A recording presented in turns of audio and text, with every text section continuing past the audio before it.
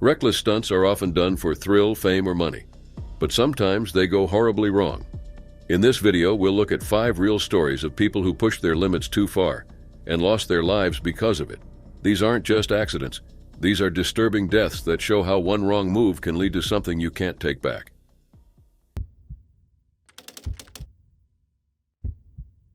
It was July 2013 in St. Petersburg, Russia. Pavel Kashin, a 22-year-old freerunner, stood on a narrow ledge at the top of a 16-story building. A friend nearby was recording. Pavel was preparing to do a backflip, a move he had done many times before. But this time, things didn't go as planned. Pavel wasn't just another athlete.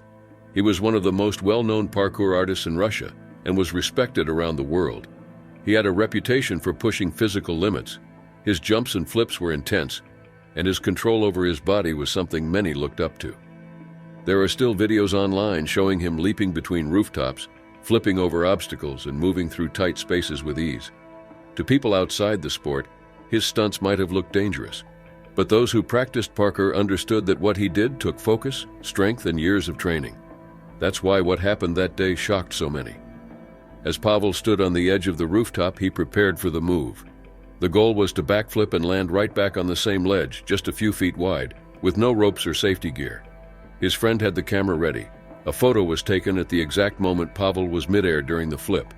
That image would later spread online and become one of the most recognized pictures in the parkour world. He completed the flip, but as he landed, he lost his balance. He wasn't able to steady himself and he slipped. Pavel fell nearly 200 feet to the ground. He didn't survive. News of his passing spread quickly. Online parkour communities and athletes around the world were shocked. The group Free Running Sweden posted a tribute the next day, sharing their thoughts and respect for Pavel and his family. To outsiders, the stunt might have seemed like a pointless risk, but those who knew Pavel and understood parkour said it came from a place of discipline and purpose. His friends didn't call it foolish. They called it brave, not out of disrespect, but because they understood his mindset. Pavel's parents were heartbroken, but when the photo of him midair began to spread online, they allowed it. They hoped it would make others stop and think before trying similar stunts. Pavel's father said that if the photo could help even one person avoid the same fate, then sharing it had meaning. Parkour, also called freerunning, comes from a French word meaning route. It started as a way for soldiers to train, getting from one point to another using only the body. No gear, no help, just running, climbing, vaulting, and rolling to absorb the impact. Over time, parkour grew into a worldwide culture. For many, it's about personal freedom. For others, it's a way to challenge limits, but it's not without risks. Unlike traditional sports, parkour often has no safety gear. That danger is part of the appeal, but it also comes with consequences. Pavel's story is not the only one. David Harrison, 20, passed away after hitting electrical wires during a stunt involving a power pole. Ray Connor, 23, fell through a roof in Italy after misjudging a jump. A 24-year-old Russian woman lost her life during her first parkour lesson on a rooftop. In Turkey, a 17-year-old boy fell during a demonstration. Another teenager in Madrid died after falling 11 floors from a construction site. Despite these events, many freerunners keep pushing the limits. For some, the risk is part of what draws them in. But Pavel's story stays with the community. He was skilled, he had done it all before, but one slip on that rooftop ended everything, and that's all it took. It was April 22, 2008, in the San Bernardino Mountains of California. Stephen K. Miller, a 39-year-old former animal trainer, stepped back into a familiar place, a private animal training center called Predators in Action. It was owned by his cousin, Randy Miller, and Stefan had once worked there. On this day, he returned to help film a promotional video. The shoot involved Rocky, a 7-foot-tall, 700-pound grizzly bear who had recently appeared in the Will Ferrell film Semi-Pro. The plan was for Stefan to wrestle Rocky for the camera, something the bear had done before in controlled scenes. But what was meant to be a simple shoot ended in tragedy. Randy Miller had trained wild animals for major Hollywood films like Gladiator, The Last Samurai, and The Island of Dr. Moreau. His animals also appeared in attack reenactments for National Geographic and Discovery Channel. Stefan had helped raise and train another bear named Dakota, but by 2008, he had moved on from the center. He was focused on other projects, including co-publishing a magazine and launching a social networking site. Even so, Stefan wasn't out of place when he came back. He knew the animals, the routines, and the risks. In fact, he had recently done a photo shoot with Rocky and felt at ease around him. Confident in their bond, Stephen asked to be filmed wrestling the bear, just like how Randy had done while standing in for Will Ferrell's stunt double. The idea was to film some relaxed footage of Stephen and Rocky standing next to each other before moving into the choreographed part. Stephen understood what needed to be done, but before the scene could officially begin, Rocky stood up, a posture he was trained to take when preparing to wrestle, but no cue had been given yet. Stephen wasn't in position. His arms were at his sides, and he wasn't ready to handle Rocky's size and strength. Then in just a few seconds, Rocky stepped forward and made contact. Randy, who was nearby, rushed in with a cane and tried to distract the bear. Other crew members used pepper spray in a desperate attempt to stop the encounter, but it was too late. Rocky had bitten Stephen once, but it struck a vulnerable area. The bear's jaws pierced both Stephen's carotid artery and jugular vein. The injury was fatal. Paramedics arrived around 3 p.m., but Stephen passed away within minutes. Randy was heartbroken. In interviews, he said, "It's killing me. We were brothers." He believed the bear had followed its training, and that the incident happened only because Stephen wasn't in the right position. Afterwards, several investigations were launched. The California Department of Fish and Game and state workplace safety officials began looking into the incident. The company involved in filming, eSeekers Incorporated, was also investigated to determine if safety rules were followed. Animal rights groups, including PETA, called for Rocky to be retired and relocated to a facility where he would have no human contact. Officials later ruled the incident as an accident. Rocky was not put down, but he was banned from public appearances and film work. He could only interact with his trainers. Randy defended Rocky, calling him gentle and loyal. He said Stephen wouldn't have wanted the bear to suffer because of what happened. In 2012, Randy and his legal team tried to lift the restrictions on Rocky, arguing that new safety protocols had been added and that the bear was not a danger. The USDA had cleared Rocky to work outside California, but the state's film market was closed to him. On October 3, 2012, the California Fish and Game Commission refused to change the restrictions. In 2022, Rocky was moved to a large sanctuary in Alpine, California, where he now lives far from film sets and human contact. Stephen Miller's death was a devastating accident, one that happened in just seconds, despite his years of experience. He had trusted the process, the animal, and the people around him, but a small timing mistake cost him his life and changed everything. It was August 21, 2011, at Selfridge Air National Guard Base in Harrison Township, Michigan. More than 75,000 people had come out to see the final day of the annual air show. Many were there for one man, Todd Green. Todd, 48 years old, was one of the most skilled wing walkers in the world. He had performed dangerous stunts for over 25 years. His father, Eddie "The Grip" Green, was also a famous stuntman. Todd followed in his footsteps, making a name for himself with acts that pushed the limits of safety. That Sunday, Todd was attempting a stunt where he would move mid-air from the top of a Stearman biplane to a helicopter flying just above it. Only 2 people in the world had ever done it. He had completed this exact move the day before with no problems. But the conditions had changed. Winds were now blowing at about 15 miles per hour, which had already caused trouble for other performers. The announcer warned that the next part of the show would be risky. As the biplane flew under the helicopter, Todd tried to grab the helicopter's landing skid. He tried twice and backed off both times. On the 3rd attempt, he reached up again, but something went wrong. He lost his grip and fell. Todd dropped from about 200 feet in the air. The fall happened so fast. Many people in the crowd didn't realize what they had just seen. Photographer Ed Goodfellow said it looked like a mannequin had fallen. At air shows, fake dummies are sometimes used for tricks, so some people assumed it was part of the act. Spectator Jeremy Mitchell said he didn't realize what had happened until he saw the ambulance. Even when they said it wasn't part of the act, it didn't feel real, he said. Arnold Cisse, another witness, shared that everything changed once emergency crews ran toward the runway. "That's when we knew it was real," he said. Todd landed around 1,500 feet from the audience. Emergency responders reached him quickly and took him to Mount Clemens Regional Medical Center. But the fall had caused serious injuries, and he passed away shortly after arriving. Many in the crowd were shocked. Christine Duran said she thought it had to be fake. "There was no movement at all," she said. "I turned to my boyfriend and asked if it was part of the act." Jennifer Bradley, who was at the show with her 2 young sons, said they prayed together after what happened. Todd was known not only for his talent, but for his love of performing. His friend and fellow stuntman Kyle Franklin said Todd wasn't just skilled, he was passionate about what he did. He loved being in front of a crowd, Kyle said. He was proud of his family's legacy. Even U.S. Representative Candace Miller, who had seen Todd perform the day before, was shaken. "It takes a moment to understand what you just saw," she said. "A lot of people came just to see him."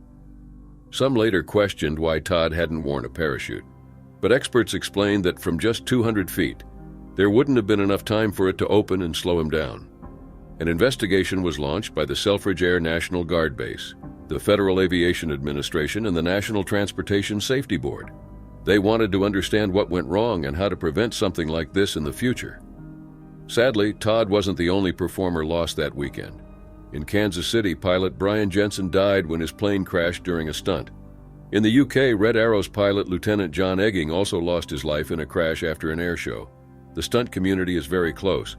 Kyle Franklin said, "When one of us passes away, it hits everyone hard." Todd Green lived his life in the air doing what very few people could. But on August 21, 2011, something went wrong, and he lost his life doing what he loved most. He is survived by his wife, Dawn, his son, Tyler, and his stepson, Derek. It was April 25, 2011, at the Kent County Showground in Detling, England. Matthew Cranch, a 24-year-old stuntman from Newquay, Cornwall, climbed inside a large cannon fixed to the back of a truck. It was part of Scott May's Daredevil stunt show. The act, known as the Human Cannonball, was a major draw. Matthew had only been with the team for about a month and had done the stunt 5 times before. But this would be his final show. Matthew was known for being adventurous. Friends described him as kind, funny, and full of energy. He used to be a mechanic before switching careers to chase the thrill of live stunt performances. He also enjoyed juggling, unicycling, and skateboarding. That day, the crowd watched closely as Matthew entered the cannon. A loud countdown began. 3, 2, 1, fire. Pyrotechnics shot from the cannon's mouth. A flash lit the air and Matthew flew out of the 25-foot barrel, reaching 40 feet into the sky. But within seconds, something went wrong. The safety net meant to catch him collapsed. It had been secured by a quick-release mechanism that failed. When the cannon fired, the truck shook from the blast, and the vibration triggered the faulty latch. There was nothing to break his fall. Mid-air, Matthew tucked his body, preparing for impact. But instead of landing on a net, he hit the ground hard. Paramedics and an air ambulance crew rushed in, but Matthew's injuries were too severe. He was taken to Maidstone Hospital, where he passed away. Video of the stunt was shown during the inquest. It captured the exact moment the net failed, just after Matthew was launched. Witnesses said the fall happened so fast, many were left in shock. At first, it looked like a terrible accident, but a deeper investigation found serious safety issues. Mechanical engineer Alex Grimes inspected the net's release system. He found it could appear locked when it wasn't, and dirt buildup may have made things worse. The latch could give off a secure-sounding clunk, much like a car door, even if it wasn't fully fastened. Grimes believed the cannon's vibration triggered it early, just as Matthew was fired. The mechanism had been used about 1,000 times without failure, but investigators said it wasn't needed for the stunt and actually added unnecessary risk. It was meant to be triggered after the performer landed, not at launch. Scott May, who ran Stunts UK Limited, was there on the day of the accident. He had personally checked the setup with Matthew before the show. Still, the faulty mechanism wasn't noticed. Investigators also learned that the staff was not properly trained, and there was no formal check to confirm the latch was locked. Prosecutors said the company had ignored warning signs. There had been 2 close calls before, but no changes were made. In December 2012, police decided not to file criminal charges, but the case was taken up by Maidstone Borough Council. In court, Scott May admitted to failing to ensure his team's safety. He received a 12-month community order and had to do 150 hours of unpaid work. His company was fined £100,000, and May was ordered to pay £80,000 in court fees. Matthew's parents and sister were present in court. A statement was read on their behalf, describing him as gentle, funny, and loving. They said the loss was something they would never be able to recover from. After the accident, the Human Cannonball stunt was retired. The team shifted to safer acts like fire shows and stunt driving. May said the incident made him question whether to continue the business at all. Later testimony revealed that the unit was never deeply cleaned, only sprayed and pressure washed. Photos showed layers of grease and dirt. Grimes said this poor upkeep likely led to the failure. The inquest jury agreed, ruling Matthews' death an accident caused by the net's early release. It wasn't intentional, but it was preventable. One faulty part, one missed detail, and a young life was gone. It was April 19, 2017, in Niagara Falls, New York. A large inflatable plastic ball was spotted spinning in the turbulent water at the base of Horseshoe Falls. It was empty. A tour boat, the Maid of the Mist, pulled it out, but no one knew where it came from or who had been inside. Soon, authorities connected it to a missing man, Kirk Raymond Jones. 14 years earlier, in 2003, Kirk became famous for surviving a plunge over Horseshoe Falls with no protection. No barrel, no vest, just his body. Somehow he lived. Now it seemed he had tried again, but this time, he did not survive. Kirk was born in 1962 or 1963 in Canton, Michigan, to Doris and Raymond Jones. His father owned a successful car gauge manufacturing business. Friends described Kirk as loyal, helpful, and not a risk-taker. Growing up, he lived well, driving a Cadillac, wearing silk shirts, and carrying $100 in his pocket when his friends had 20. But that life faded. As an adult, Kirk bounced between jobs before working at his father's company. In 2003, the company closed, leaving him jobless and without direction. Around this time, he became fascinated with Niagara Falls and the stories of past daredevils like Annie Taylor, who survived the plunge in 1901 in a padded wooden barrel. Kirk began to believe he could survive the falls with no equipment at all. He studied the falls, even testing the water by throwing styrofoam to track its flow.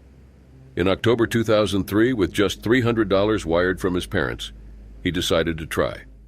On October 20th, he left a note in his friend's car and entered the river around 8 a.m. Floating on his back, he went over Horseshoe Falls, over 160 feet down. Kirk landed feet first, was pulled 40 to 50 feet underwater, but surfaced alive. He crawled onto nearby rocks, injured but alive. Experts believed an air cushion from the falling water may have saved him. The stunt brought him worldwide attention. He appeared on TV and briefly signed with a circus, but his fame quickly faded. He was fined $2,260 and banned from the Canadian side of Niagara Falls. The circus folded, and his planned memoir never happened. Kirk returned to Oregon to live with his parents and cared for his father after a stroke. His father passed away in 2007. A year later, Kirk and his brother Keith were arrested for selling illegal substances. Keith served 2 weeks while Kirk got probation, but later spent 5 months in jail for not completing community service. By 2011, he and Keith had moved their mother to Florida. He cared for her closely, but money was tight. In 2014, he was fined for shoplifting. Keith died from a heart attack that year, and their mother passed away in 2015. Alone, Kirk married Holly Marion, but the marriage ended quickly. By 2017, he had no family, job, or support. That year, Kirk planned another Niagara stunt. He bought a 10-foot inflatable ball for $800 and decided to include his pet boa constrictor, Misty. He also prepared a drone for filming and made t-shirts with the words, "Believe in the impossible." Kirk Jones and Misty conquer Niagara Falls, New York, 2017. On April 19, 2017, Kirk brought the ball, Misty, and his drone to the falls. His drone later crashed, and tourists saw the empty ball stuck on rocks below. His van with Misty's cage inside was found nearby. Misty was missing. For weeks, Kirk's fate was unknown. Then on June 2nd, a boater found his body 12 miles downstream near Lake Ontario. Misty was never found. Authorities still don't know exactly what went wrong. Kirk's body went unclaimed with Oakwood Cemetery, resting place of other Niagara daredevils, considered as his final burial site. In 2003, Kirk did the impossible and lived. In 2017, he tried again, and this time it was the end.